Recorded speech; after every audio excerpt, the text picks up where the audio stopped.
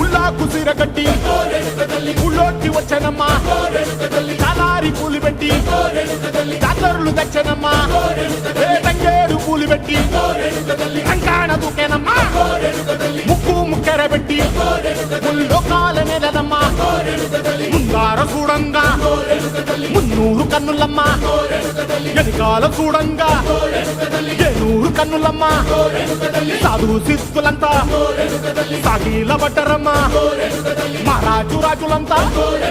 మొగారిల్లిరమ్మా కోరిక కోరంగా